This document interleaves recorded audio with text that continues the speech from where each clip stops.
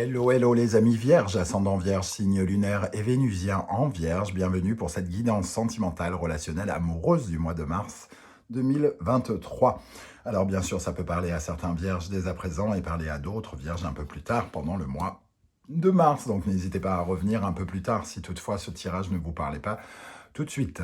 Je vous rappelle que c'est un tirage général qui ne va pas parler à tous les vierges de la même façon. À certains, ça va parler d'une relation professionnelle, amicale, familiale, et à d'autres de l'amour. Donc prenez bien les messages qui vibrent avec ce que vous vivez. N'hésitez pas à adapter mon vocabulaire à votre situation. Je vous recommande comme d'habitude de regarder la vidéo de votre signe ascendant, de votre signe lunaire et vénusien si vous les connaissez, pour avoir de plus amples détails ou recevoir d'autres messages. Vous pouvez également regarder la vidéo du signe qui vous est opposé, la personne qui est en face de vous, si vous êtes en couple par exemple. Dans la barre d'infos, vous trouverez mon adresse email si vous désirez des renseignements pour les tirages personnalisés. Vous trouverez également différents liens qui vous mèneront vers les guidances que j'ai effectuées pour votre signe récemment, comme par exemple la bonne surprise qui vous attend en mars, la guidance générale et les messages de vos guides. On y va avec l'énergie principale ici. N'oubliez pas de liker, de partager, de vous abonner si ce n'est pas déjà fait. Si vous ne voulez pas raconter toute votre vie, en commentaire, vous pouvez laisser un petit émoticône ou un petit smiley qui me dit « Je suis passé par là » et moi, j'aurai l'occasion de vous saluer également. Le pendu inversé. Alors, le pendu inversé, il nous parle de soumission à quelque chose, et notamment à la peur, sans doute, la peur de quelque chose. Un peu comme si il était difficile d'ouvrir clairement les yeux sur une situation. Le pendu nous parle d'illusion ou de désillusion et de ne pas voir clairement quelque chose. Alors, voir l'intérêt d'une situation, voir ce qui nous est bénéfique, peut-être parce qu'on est un peu encore peureux. On a du mal peut-être à se visualiser et on est un peu soumis finalement à notre peur. Il y a un peu l'énergie aussi, on est un peu esclave d'une situation que nous n'avons peut-être pas choisie ici, personnellement, que l'on est un peu obligé de subir par les circonstances et au lieu de se laisser convaincre, peut-être qu'on se convainc que c'est un peu stérile, inutile, que ça n'a pas grand intérêt et que ce n'est peut-être pas bon pour nous, alors que c'est peut-être pas le cas. C'est peut-être bon justement, vu que ici on vous invite à élargir votre champ de vision, à regarder les choses de façon plus large. Ok, alors on va essayer évidemment d'en savoir plus avec les autres énergies. Je vous rappelle que c'est un tirage qui est pour tout le monde, aussi bien si vous êtes célibataire qu'en couple, évidemment, ça ne vous parlera pas de la même façon. Donc adaptez mon vocabulaire à votre situation. On retrouvera des énergies pour les célibataires ici et pour les couples en dessous. Alors d'abord, avec l'oracle de l'ultime vérité, nous avons l'énergie de l'échange ici. Nous avons le travail, pardon, et le Lord. Alors on voit ici que peut-être il y a des conversations ici, des conversations où on essaye de se mettre d'accord. L'échange ici c'est un peu tempérance, on essaye de trouver la paix, on travaille pour essayer de trouver la paix, ou quelqu'un dans le couple essaye de trouver une paix pour concrétiser quelque chose, ou alors pour solidifier quelque chose avec cette notion de l'ordre. Il est question peut-être de prendre des décisions par rapport à ces échanges et à couper une façon de faire ancienne par rapport à une conversation. Peut-être que certains se retrouvent face à un compagnon, par exemple, ou une compagne, qui essaye de vous convaincre de quelque chose qui est plus solide, qui est plus sécurisant pour vous et qu'il faut réaliser. Et peut-être que vous n'êtes pas tout à fait d'accord parce que vous êtes soumis à certaines peurs ou à une certaine forme de... comme si vous vous disiez que c'est peut-être quelque chose d'inutile, alors que cette personne ici semble avoir envie de construire sur cette décision, a envie de construire quelque chose qui met littéralement le couple, par exemple, en paix.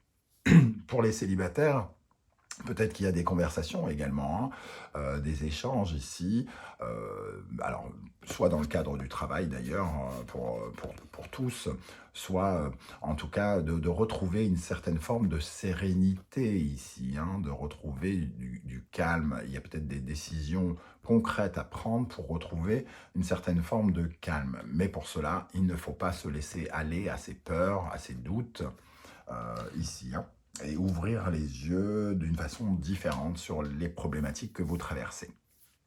Justement, les énergies pour les célibataires vierges.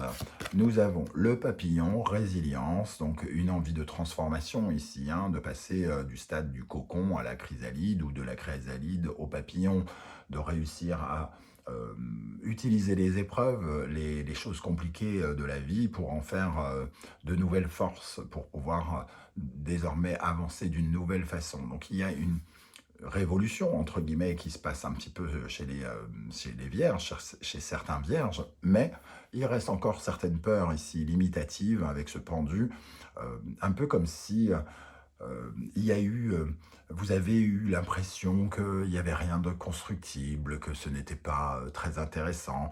Ce pendu nous dit que vos rêves ne sont pas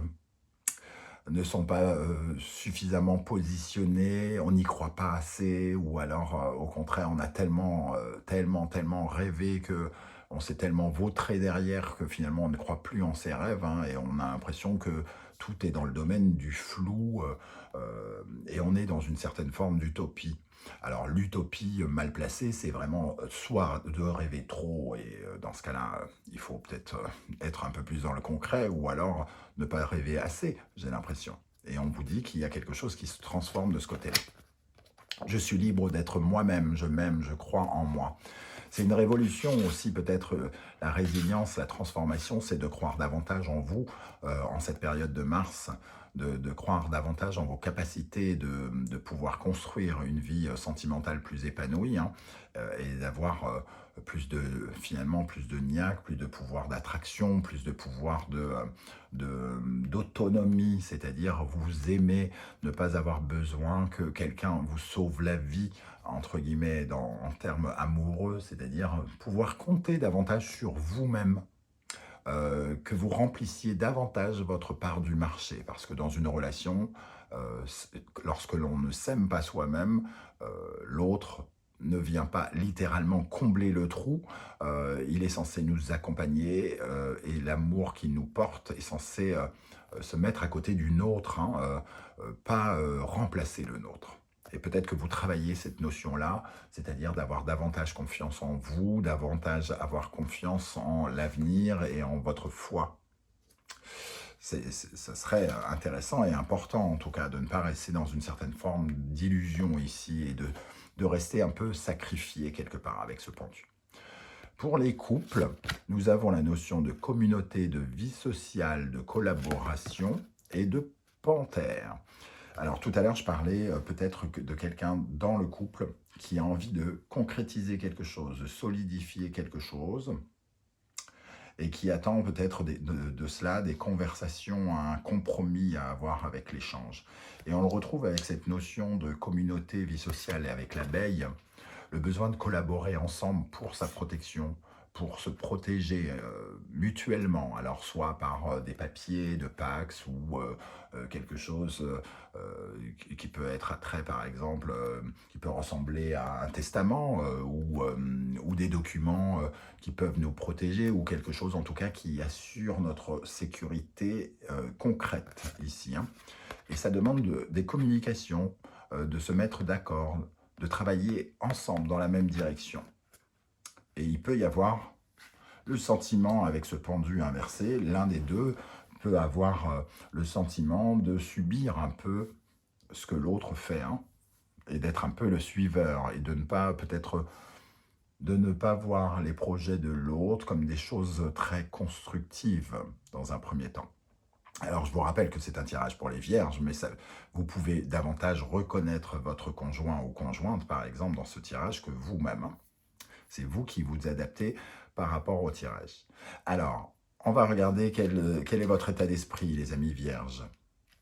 que vous soyez célibataire ou en couple. Votre état d'esprit, il y a de la communication, il y a besoin de discuter de quelque chose. On a besoin de se sentir créateur de sa vie, hein. Alors peut-être que avec cette énergie, vous trouvez qu'il y a des énergies un peu stériles autour de certaines communications. Et dans ce cas-là, il vous faut vous raccorder plutôt à l'énergie de fertilité. Qu'est-ce que l'on peut faire évoluer, faire grandir? Quels sont les projets? Comment on fait grandir nos projets ou les projets du couple? Comment on s'épanouit ici? Comment on communique pour les célibataires notamment? Donc il y a cette notion quand même de vouloir faire avancer, progresser les choses. Le 3 de denier, c'est de travailler en équipe, hein, d'avoir des succès aussi,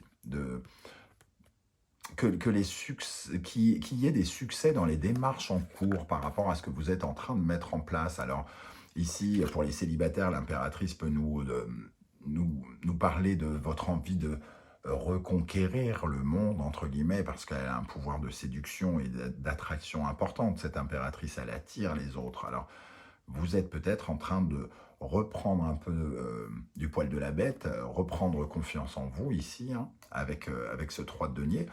Vous pouvez reprendre confiance en vous par rapport à des succès qui n'ont rien à voir avec le sentimental, mais qui vous redonnent une sorte de pouvoir personnel, hein, et qui vous donne envie peut-être de communiquer davantage, d'où la résilience.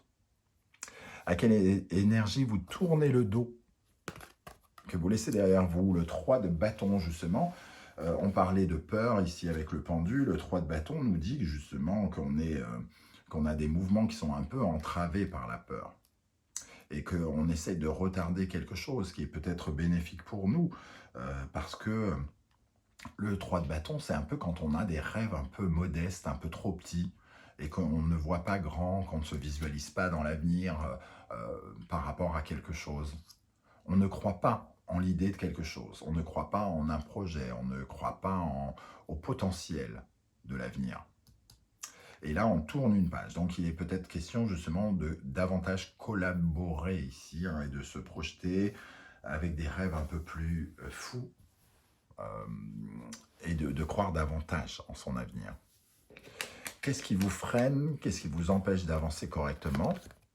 Tempérance, on a l'échange ici, hein, les conversations qui pourraient être investies, le fait de devoir trouver des compromis peut être problématique, le fait de se sentir un peu coincé, j'ai l'impression.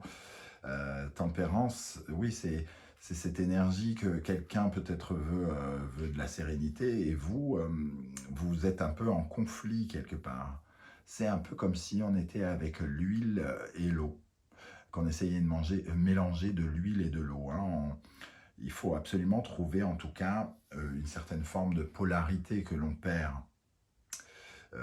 On est un peu dans le déséquilibre. Alors peut-être que quelqu'un est impatient et pousse l'autre aux fesses, hein, pour que quelque chose bouge, pour que se mette d'accord. Et nous, on se sent un peu sous pression, comme si on nous mettait la pression pour faire quelque chose.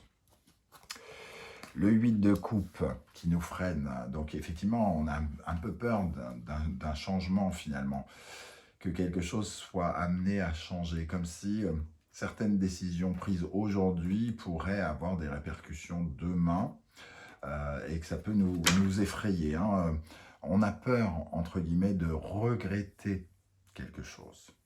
De regretter le passé. Le 8 de coupe, c'est quand on a 8 coupes pleines et qu'on est censé se diriger vers la 9e et la 10e, parce qu'on ose imaginer qu'on va avoir mieux.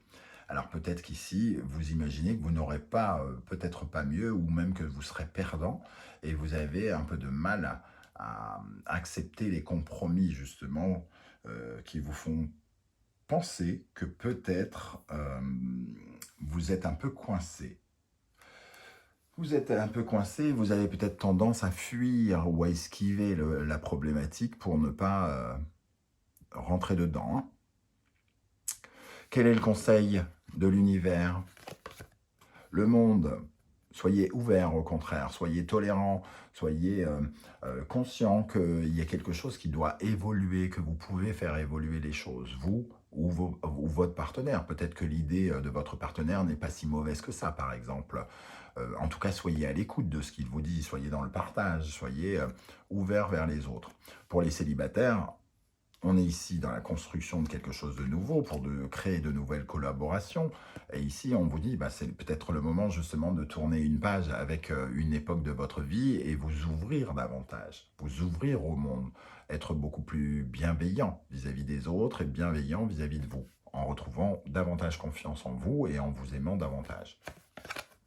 Et le 4 de denier, on nous parle d'une étape constructive pour vous avec ce 4 de denier qui établit un socle, une base plus solide, qui vous met davantage en sécurité, qui vous donne le sentiment d'être plus en sécurité. N'ayez pas peur de construire ces bases solides, des bases solides pour l'avenir, puisque vous aviez peur de vous projeter dans l'avenir, que vous avez peur d'être perdant. Ici, il est question de construire justement des bases plus solides. Comment les choses vont évoluer en mars? La force, donc ici il va être question entre guillemets de faire des efforts, hein, de ne pas de faire des efforts, d'être dans une certaine forme de vitalité, accompagner le mouvement. Ici, ne vous sentez pas bloqué, mais au contraire, accompagnez le mouvement pour réaliser quelque chose, pour concrétiser quelque chose. Soyez dans la maîtrise. Ne soyez pas dans le sacrifice total, mais ne soyez pas non plus dans la colère ou le non radical. Il n'est pas question que de subir, il est peut-être question de comprendre que c'est peut-être pas si mauvais que ça pour nous. Et nous avons le 9 de bâton ici. Il est question d'aller vers la fin d'une étape, hein, soit à la fin du projet de son compagnon ou de sa compagne, soit d'une certaine forme d'inertie dans laquelle on est. On nous demande de mettre les derniers efforts, hein, de continuer à, à alimenter le poêle pour que ça continue à chauffer et à nous donner de l'énergie. Souvent, le 9 de bâton, c'est les derniers efforts pour aller jusqu'au bout d'un projet. Le projet que vous avez initié ou le projet que vous refusez, entre guillemets, ou alors, peut-être pas que vous le refusez, mais vous y allez avec les quatre freins, quoi, entre guillemets. Ok, et pour terminer un peu la synthèse du tirage, la roue. Accompagner le mouvement. Hein. J'ai vraiment l'impression qu'il y a du mouvement, du changement, on va vers de la nouveauté. Ne refusez pas cette nouveauté parce que vous avez peur. Non, ne la refusez pas parce que le cavalier de denier nous dit que c'est bénéfique, que c'est un bon investissement. Quoi que vous soyez en train de faire, c'est un bon investissement pour l'avenir, c'est bon pour la construction de votre monde sentimental, relationnel, futur. C'est un peu quelque chose qui vous apportera, entre guillemets, beaucoup plus de sécurité, de solidité. On le retrouve avec le 4 de denier, ce cavalier de denier en quête. Il est vraiment en quête de concrétisation, de solidité, hein, ce cavalier de denier. Et il ménage sa monture pour que ça dure plus longtemps, que ça soit beaucoup plus durable et pérenne. Voilà les amis vierges, comment je ressens ce tirage. N'hésitez pas à commenter si vous le désirez ou ne serait-ce que mettre un petit émoticône ou un petit smiley pour me dire que vous êtes passé par là. Merci de liker la vidéo, évidemment. J'aurai plaisir à vous répondre comme je le fais à chaque fois à tous. Si c'est toujours pas fait, n'hésitez pas également à vous abonner pour ceux qui me suivaient régulièrement et qui souhaitaient m'encourager. Je vous remercie en tout cas de m'avoir écouté. On se retrouve très très bientôt pour une guidance, cette fois-ci 100% professionnelle. En attendant, prenez bien soin de vous les amis vierges. Merci d'être là et à très très bientôt. Ciao, ciao.